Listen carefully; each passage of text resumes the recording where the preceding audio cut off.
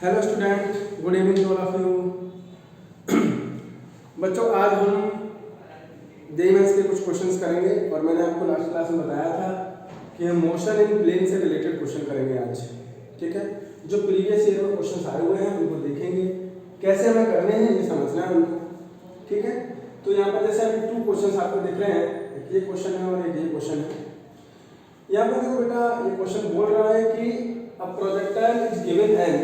ये क्वेश्चन में ध्यान से देखिएगा, यहाँ पर क्वेश्चन में दिया गया है कि a projectile is given an initial velocity of I + 2j metre per second. यानी कि एक पार्टिकल को मैंने थ्रो किया है, यानी कि पार्टिकल प्रोजेक्टाइल मोशन कर रहा है। क्या कर रहा है? एक पार्टिकल प्रोजेक्टाइल मोशन कर रहा है जिसकी इनिशियल वेलोसिटी I + 2j है, where I is along the ground, यानी ग्राउंड के अलोंग, और j is along the vertical.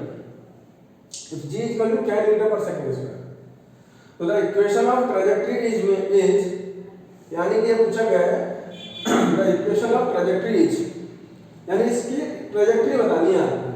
हमें सिर्फ क्या पता है? हमें सिर्फ ये पता है कि ये पार्टिकल क्या कर रहा है, ये जो पार्टिकल है वो कर क्या रहा है, इनिशियल वेलोसिटी इसकी ये है, हमें ये पता है, बाकी और कुछ हमें पता नहीं। और इसकी पूरी ट्रैजेक्टरी की इक्वेशन जो आती है वो बताना है।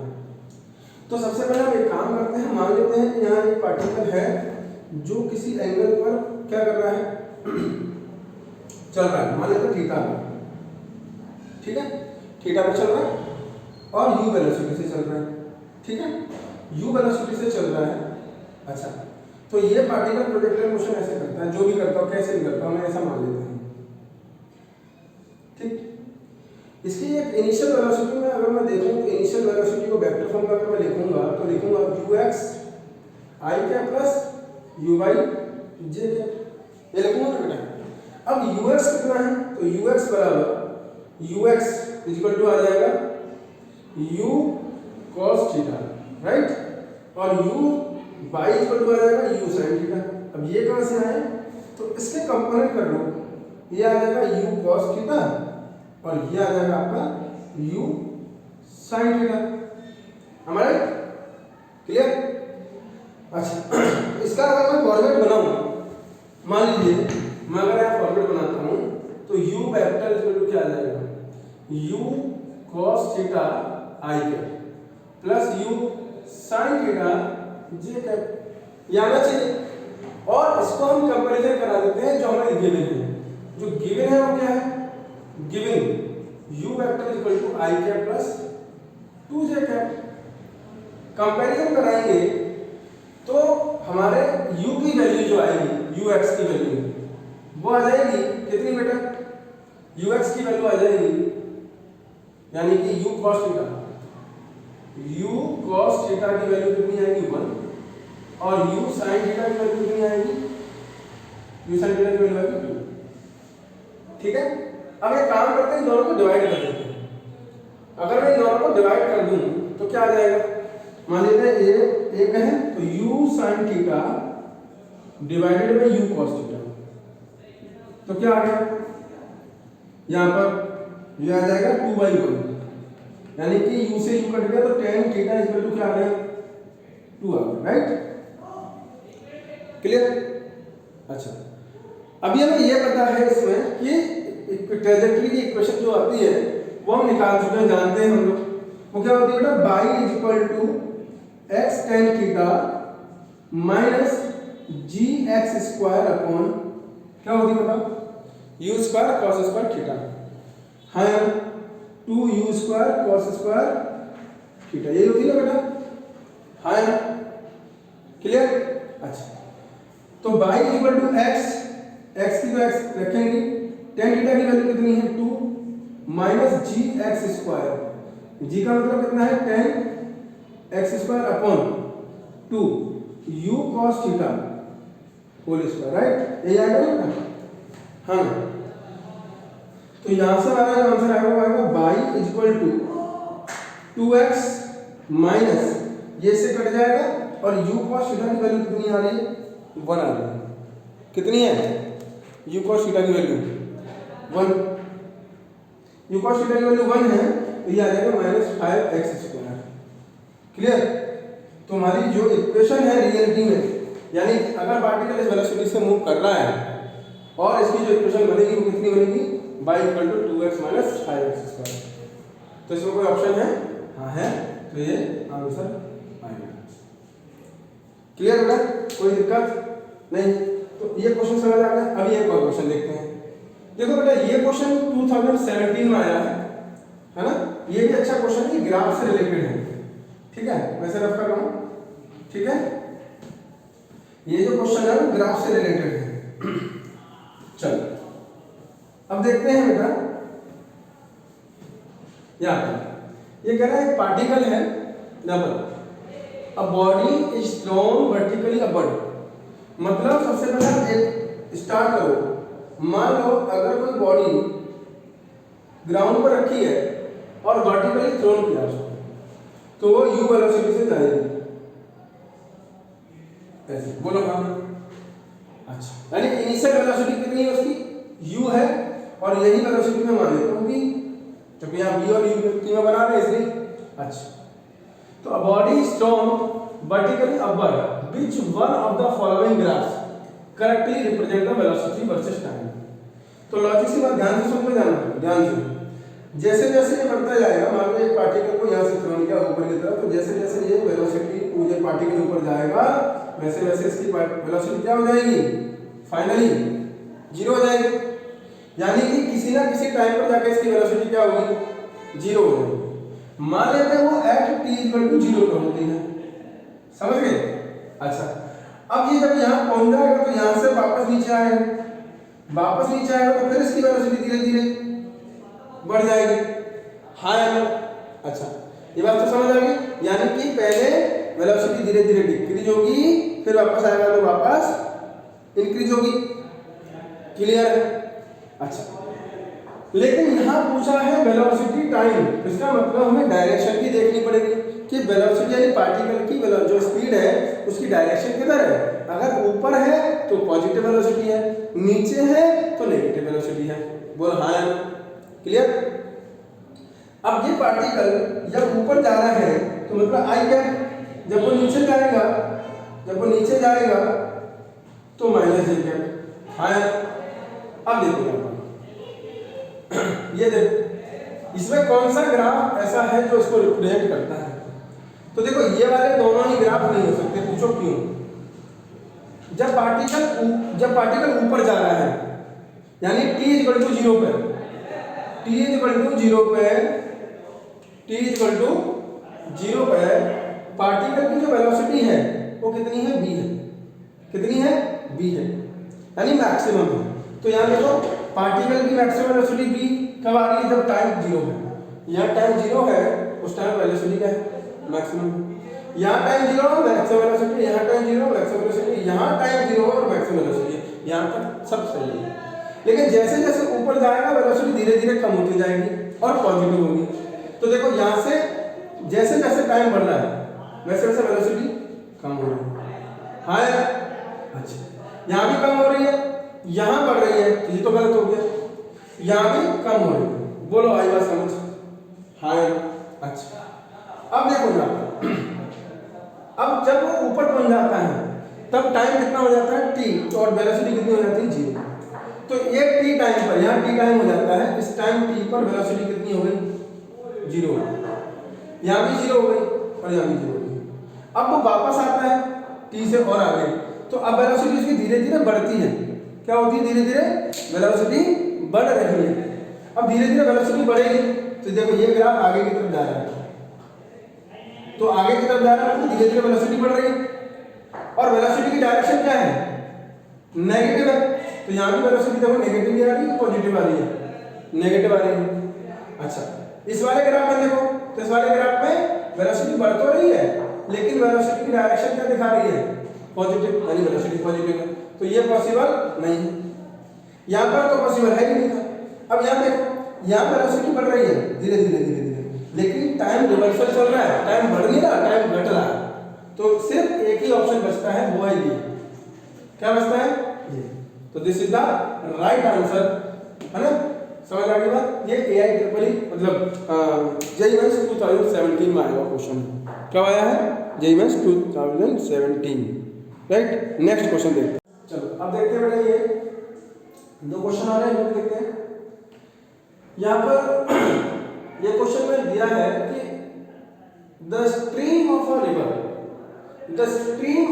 River is flowing with a speed of 2 kilometre per hour. यानी कि यहाँ पर एक रिवर है, ठीक है, ये रिवर है, और बोला गया है कि stream of a river is flowing with a speed of 2 kilometre per hour. यानी इसकी जो स्पीड है ना, इसकी रिवर की, वो 2 किलोमीटर पर आवर दे रखी है। कितनी दे रखी है? 2 kilometre per hour. Okay, what should be the direction of the swimmer with respect to the flow of the river to cross the straight.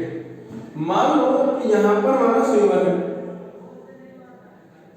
मैं मान लेता हूं कि वो किसी डायरेक्शन में जा रहा है, वेलोसिटी ऑफ, ये क्या है, इसको कहते हैं velocity of river. Velocity of river with respect to ground 2 kilometre per hour है। यहां पर वेलोसिटी ऑफ क्या दे रखी है? स्विमर दे रखी है with respect to river. Swimmer किसके रेस्पेक्ट में चल रहा है? रिवर के रेस्पेक्ट में, है ना। और रिवर का मतलब स्टिल कंडीशन में, यानी जब रिवर स्टिल थी, यानी कि रेस्ट में थी, तब उस स्विमर की स्पीड कितनी है? 4 किलोमीटर पर आवर। ऐसा मानते ही हैं, ठीक है, 4 किलोमीटर पर आवर। अब लॉजिकल सी बात समझो मेरी, कि यहां पर ये बोला जा रहा है क्वेश्चन में, the stream of a river is flowing with the speed of 2 kilometre per hour, a swimmer can swim at a speed of 4 kilometre per hour. Okay, what should be the direction of the swimmer with respect to the flow of river. यानी इस river के flow के respect में swimmer की क्या direction होनी चाहिए जिससे ये स्विमर सीधा स्ट्रेट यहां पहुंच जाए, ऐसा एकदम स्ट्रेट सीधा ऐसे जाए। हाँ, अगर वो ऐसे जाना चाहता है तो इसका मतलब है इस वेलोसिटी के 2 कंपोनेंट होंगे। क्या होंगे? इस वेलोसिटी के 2 कंपोनेंट होंगे। कौन सी? इसकी एक वेलोसिटी कंपोनेंट तो इधर आएगा, जो होगा b, मान लेते हैं थीटा है ना, इसको थीटा मान लिया ना, तो एक तो इधर आएगा कितना? vs sin थीटा, और एक आएगा इधर bs cos थीटा। अच्छा, यानी कि हमारा जो स्विमर है वो इस डायरेक्शन में जा रहा है bs sin थीटा से, और इसमें जा रहा है bs cos थीटा से। अगर ये वाली डायरेक्शन इसकी 0 बना दे, यानी कि स्विमर की डायरेक्शन इस वाली को 0 बना दे, तो खाली स्विमर इस वाली डायरेक्शन में जाएगा, तो इधर जाने का सवाल बनता नहीं। तो इसका मतलब वो सीधा सीधा चला जाएगा और क्रॉस करके वो सीधा डायरेक्टली A टू B पहुंच जाएगा। इसका मतलब सिंपल सी बात है, अगर वो जाना चाहता है तो bs sin थीटा जो है, अगर br के बराबर हो जाए, किसके बराबर हो जाए? br के, तो हमारा काम हो जाएगा। हाँ, तो कितना आ जाएगा बेटा? तो bs कितना है? 4 sin theta is equal to 2। तो sin थीटा कितना आ गया? 2/4, यानी कि थीटा बराबर 30 डिग्री। यानी कि अगर उसे स्विमर को सीधा क्रॉस करना है तो इस पॉइंट से रिवर के परपेंडिकुलर से 30 डिग्री पर चलना पड़ेगा, तो वो क्या कर सकता है? रिवर को डायरेक्टली क्रॉस कर सकता है, डायरेक्टली। समझ आएगा? यानी कि अगर मैं यहाँ पर देखूं तो यहाँ पर आपका जो displacement in the x direction होगा, जिसे बोलते हैं ड्रिफ्ट, तो ड्रिफ्ट यहाँ पर क्या हो जाएगा? 0।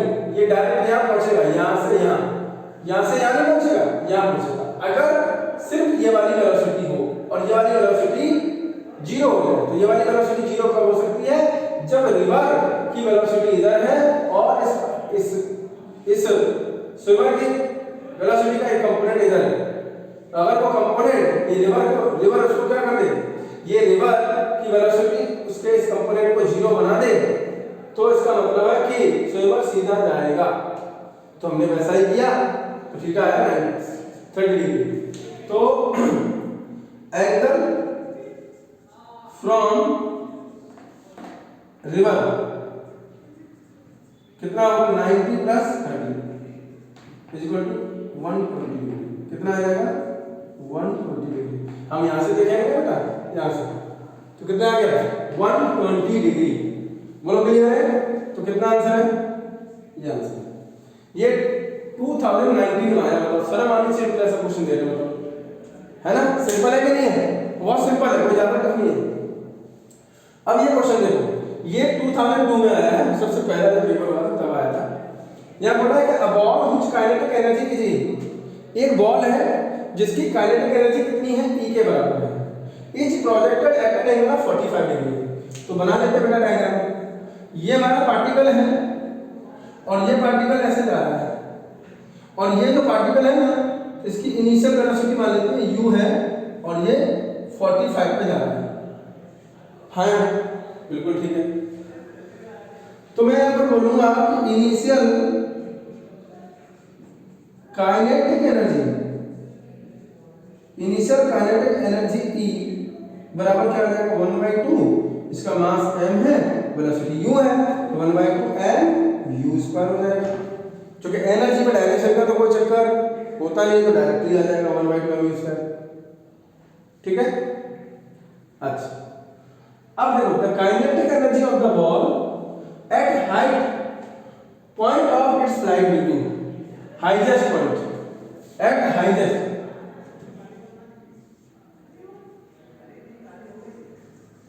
Highest point of its flight. तो इसका जो हाईएस्ट पॉइंट है वो ये है, और आपको पता होना चाहिए कि हाईएस्ट पॉइंट पर हॉरिजॉन्टल वेलोसिटी तो वही रहेगी जो क्या होगी u cos 45 डिग्री, क्योंकि इसका u cos 45 है और u sin 45 है, तो u cos 45 तो वही रहेगा, u sin 45 क्या हो जाएगा?